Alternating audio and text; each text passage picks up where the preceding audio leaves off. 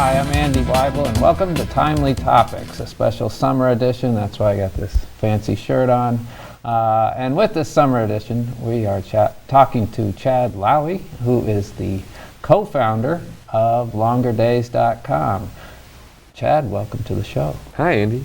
Thanks. So you're co-founder of LongerDays.com. Tell us about Correct. Longer Days. Longer Days. Longer Days is a virtual assistance company. And what we do is we take part-time jobs, just random tasks really from companies all around the country or even the world, and we combine them into jobs for people here in Muskegon. So we might take a part-time job from California and a part-time job from Florida, and you put them together and you get a full-time job for somebody here in Muskegon. Okay. So our core services are what we, that's not very descriptive. Yeah, so what do you offer people? Yeah, so administrative assistance type services, like admin services, reception, a little bit of graphic design, a little bit of web assistance, and some creative writing, or just any kind of writing actually, really. But I see. So if a company hires you, do they hire a person? Do they hire your team? How's that work? They typically, our customers, they hire they hire Longer Days, and then we assign a person to them. So when they sign up, they fill out a preferences survey, kind of talking about what kind of work they need help with, just kind of what kind of a person they are, and then we match them up to somebody who's going to be well suited to them at our company. So then they work with that dedicated point of contact, and then they reach out to our team, to their team as necessary. So, I personally am not good at graphic design, but there's someone on staff where I can say, hey, can you help me out with this? And so we all kind of work together as a team. Sure. Now, first, what companies are using your services? Or Everyone. What type? Can you give an example or two? Sure. Sure. Well, I mean, the one that comes to mind right away is McDonald's. We actually field a lot of their complaints. I think it's 7 franchises in Florida that send all of their text-based complaints to us, and then actually phone as well. And so we handle complaints for those franchises. And that's kind of a weird one. And I don't know why my head went there right away. But, other stuff might just be startups. So for example, like there's a carpet cleaning company. I don't even know where they're located at, but they recently started working with us, and they send their phones to us. So we answer the phone and schedule appointments. So we say, okay, yep, the driver's available, or we can come out this day or that day. So we're really like an in-house receptionist, but we're just 1,000 miles away. Neat. So I guess the internet and makes it that you can be anywhere to do these services, right? Pretty much, yeah. It's great. The internet is wonderful, and a lot of times people. Yeah, it's good. And phone. So how do people know about you? Right now, it's really just reputation based. Virtual assistance is a pretty new concept, or telecommuting's been around for a long time. But the way typically you think of telecommuting is, I go and get a job working for you or someone else. It's very direct. So this kind of team-based virtual assistance thing it's really just kind of picking up steam, especially since 2007. And most of it is based overseas. So with our company, having everyone work together in an office and working together here in the United States is kind of unique. And when customers go out looking for that, we're one of the few options that they actually have right now. That's based here. That's based in the United States? That's based in the United States. We're actually one of the largest VA companies in the United States right now that works in a single office together. All of our competitors, we have 2 big competitors in the United States, Fancy Hands and Zirtual, and both of those companies send all the work to to a network of home-based virtual assistants that are just spread across the country. I see. So we're all centrally located. So you can talk to each other. Yeah, so if I have a problem with that graphic design work, I can walk over to my buddy's computer, Jason, and just say, oh yeah, can you move that over here or change the color, so you can communicate a lot faster. Sure. There are pros and cons to each situation, and that's kind of what's fun about our industry right now. Is it's so new. We're right on that frontier of like, what's the best way to do it? Is the best way to outsource to India or China, or is it to have a network of home-based VAs in America, or is it best to have an office of people here together? Yeah. There's probably not a right answer. There's probably a right answer for each individual company, and again, because we're online, there's plenty of customers to go around right now for everyone, so it's a good thing. But there is kind of a struggle to be like, capture that market share. Yeah, right. So I know you've been growing. Yeah. And how many employees do you have? We're actually a small company. We only have maybe 22 people on staff right now. Okay. So it's not very many, but the But industry you've only is been incredibly around small. since 2010. So it's been rapid growth. Right, Very, very quick growth. And you have more business than you can handle, or you have? Definitely. You do. Okay. Yeah, I mean, we're getting better at managing that demand a little bit. So for a long time, since 2012, we really started struggling with more customers coming through the door than we could handle, and we had to start putting up waiting lists and things like that. But we're getting better at hiring early, or basically just constantly hiring. We're getting better at our training and documentation for new hires, and that's something that typically you just don't have to deal with as a startup, because you're struggling to get those customers. Well, with us, the customers has never been the problem. It's been getting new staff in the door fast enough to meet the customer. Yeah, to meet the demand. So, tell me about hiring. I'm sure someone watching this might say, "Ooh, I need a job." What type of people are you looking for? We're looking for people who may not think that they have the skills to do this job, I guess. Okay. And that was kind of the case with me when I started working as a virtual assistant, and it wasn't until I started working as we call them a VA. It wasn't until I started working as a VA that I realized that I had an actual skill that people were really interested in paying for. Like working with Microsoft Word or Excel, or just being able to research things on Google. There are people who just don't know how to use Google, and a lot of them are our customers. So we're looking for people who are just naturally good at working with a computer. They don't have to have a degree. They don't have to have a background in working in an office. I mean, I was a painter. I was a commercial and industrial painter. So that was what I did before I worked at Longer Days, before I became a virtual assistant.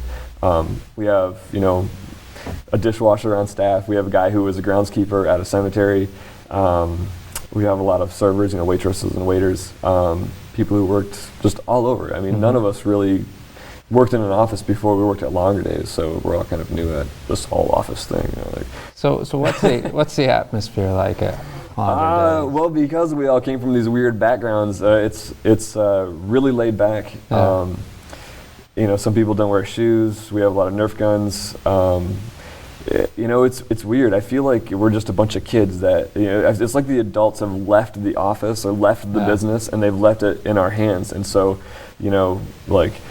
buying pizza is really high on the budget. It's a high priority on the budget.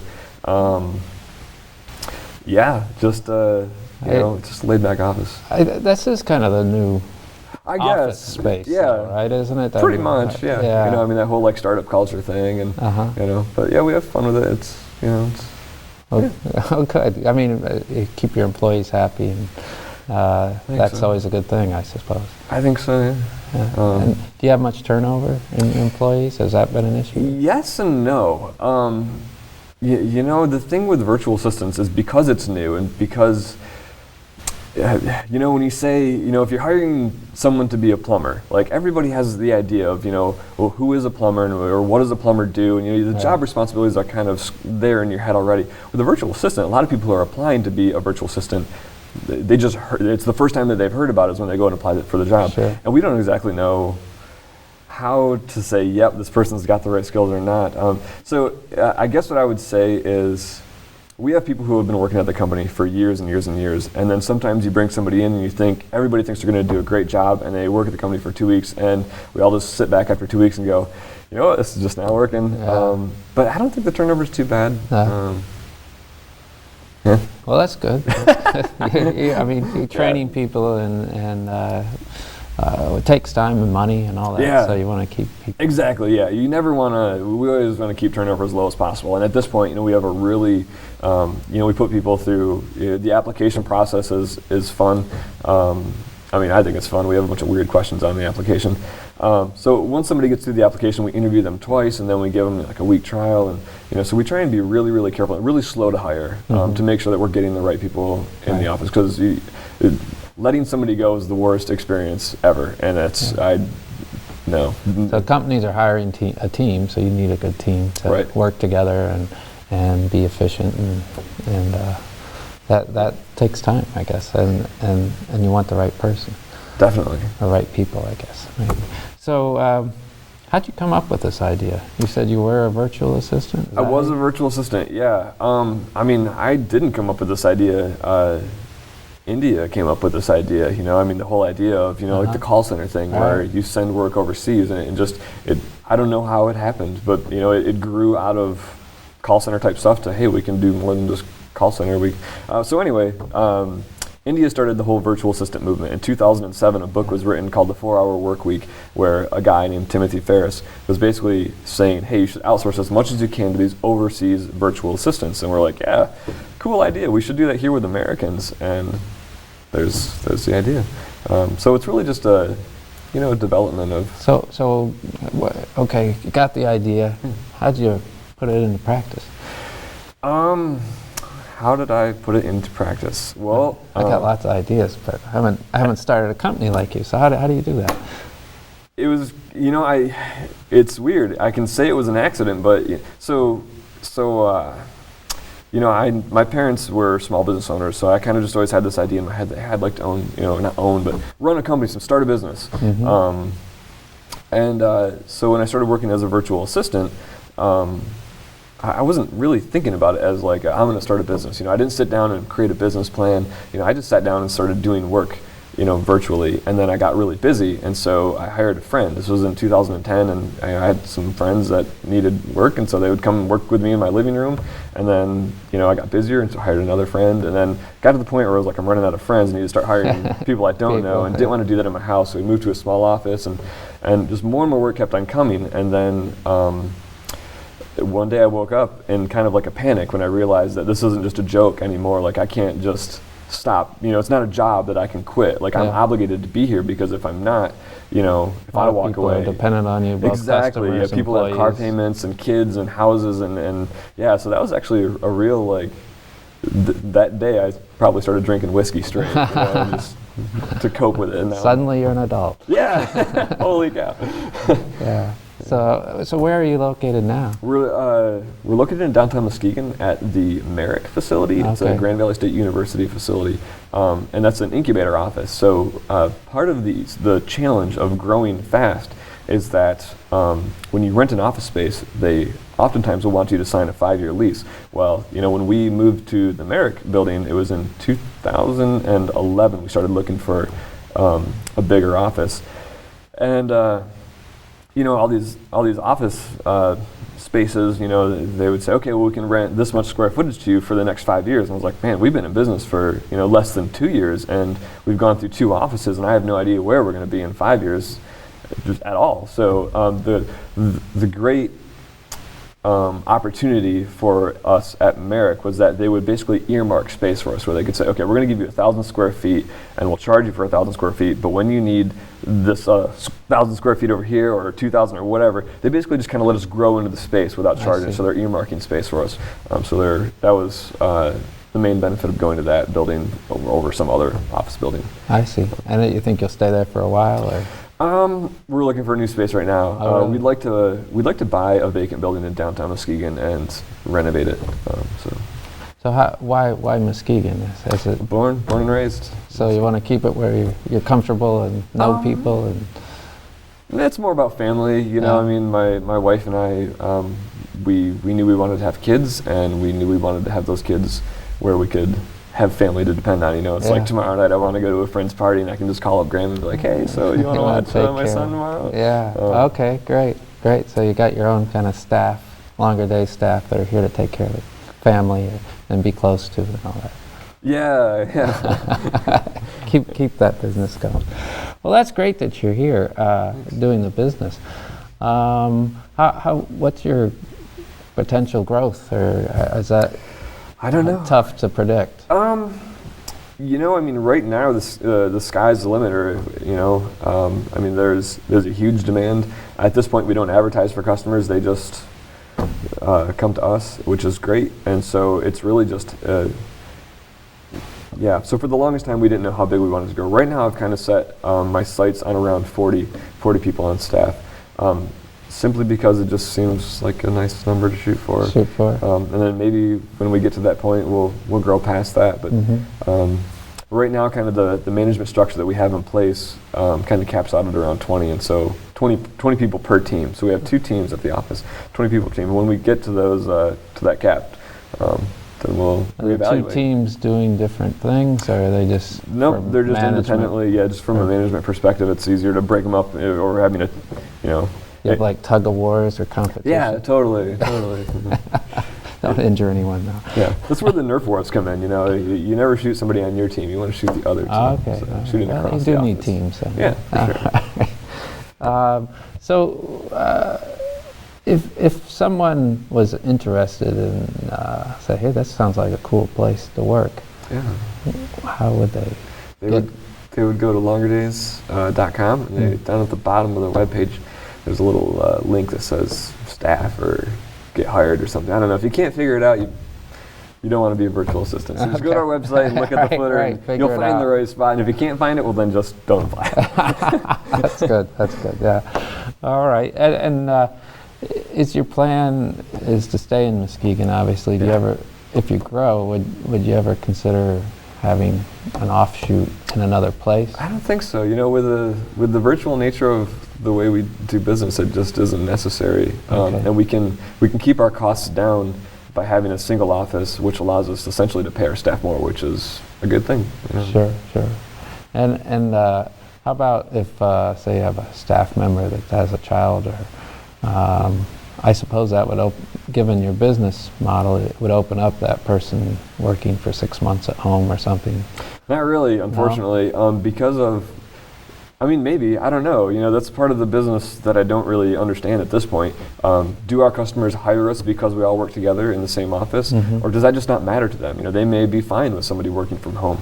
I don't know, but right now, because one of our main selling points is that we all work together from the same office, and because we do have some secure information that goes to the office, a lot of credit card information. There are some HIPAA issues, like healthcare issues. So yeah, for that reason, right now, all work stays in the office. Okay. So maybe in the future, if someone has a particular specialty or something. Maybe Yeah, who knows? I'm completely open to the idea. It just, for me, doesn't work right now. Yeah, and it could. It's just, there's a list of things that you got to get done, and figuring out whether people can work from home or not is just, for right now, having everyone in the same office has been working great, and someday we may look at adjusting that. Not tomorrow, not today. Okay, nope, not in the plan.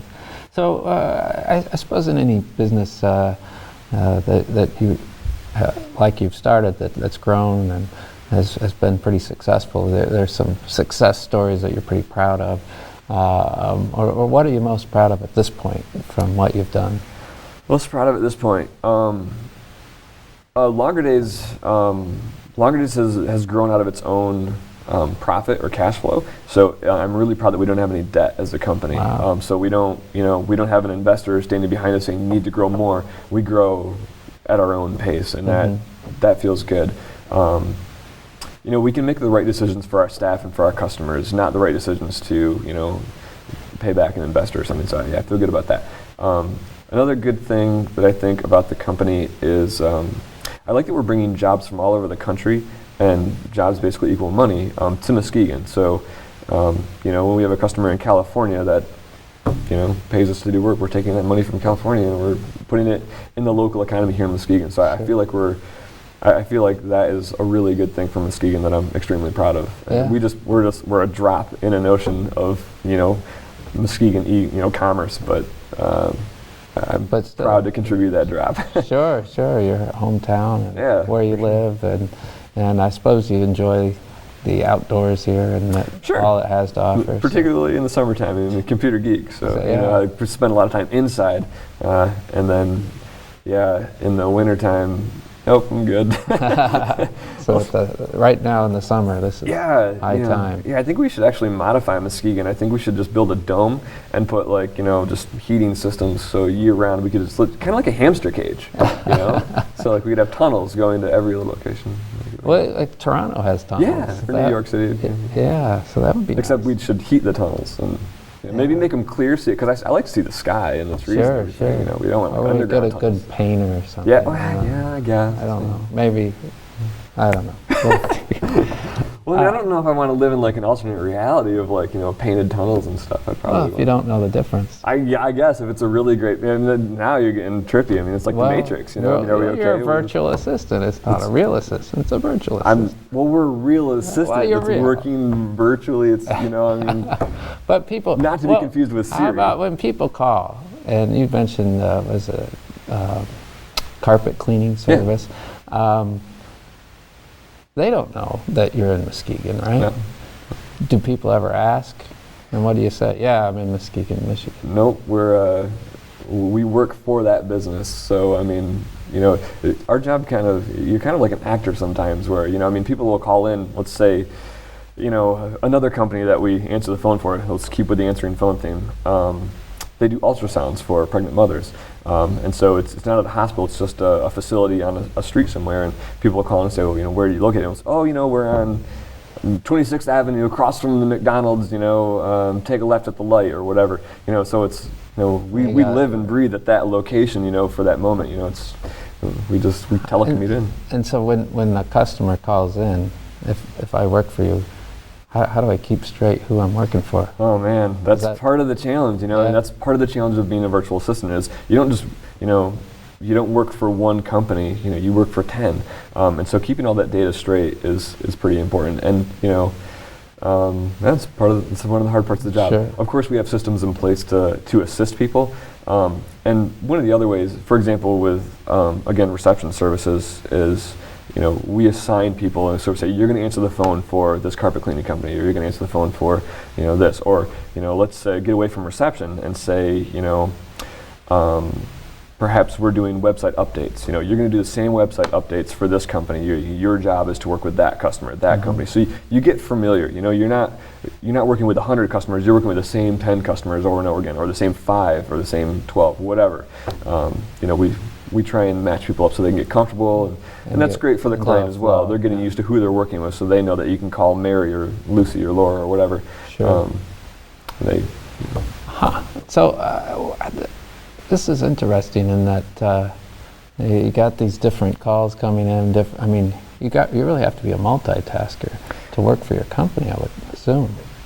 In a way, yeah. Not really a multitasker, but there's a lot of interruptions. There's a lot of problem solving. Yeah. So, you might be working on one task for, somebody. Let's say you're working on a spreadsheet, or like an Excel document, or maybe a Word document, or maybe you're researching something on Google, and then the phone might ring, or another client might call and say, hey, can you help me with this?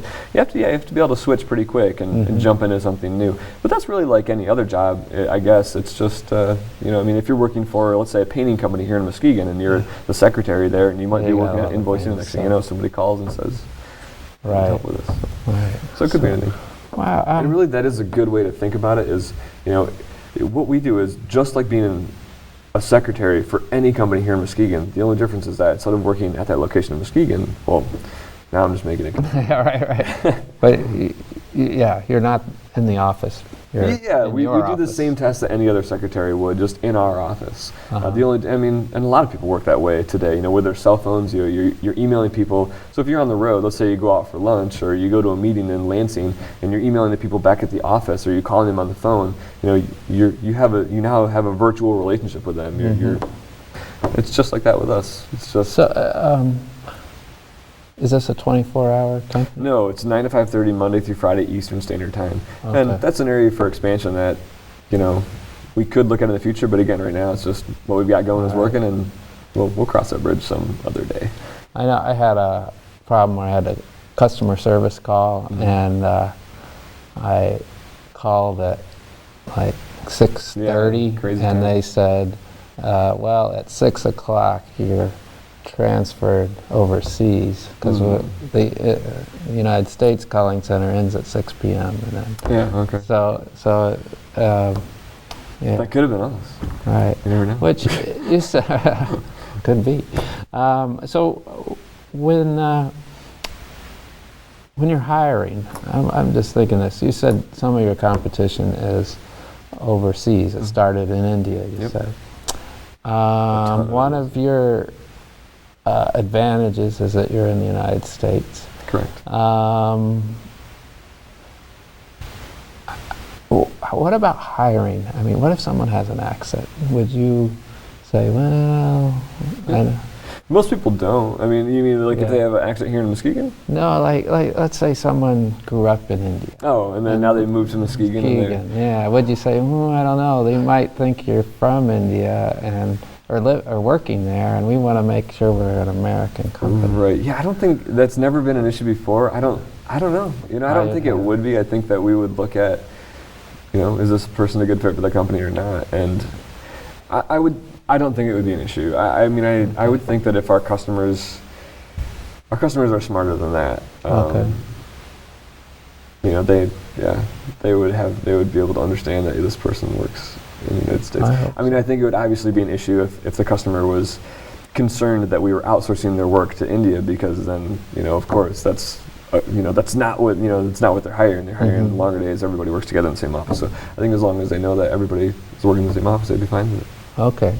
Well, in the future, let's say people want their people that they're talking to, customers, like a face connected to it.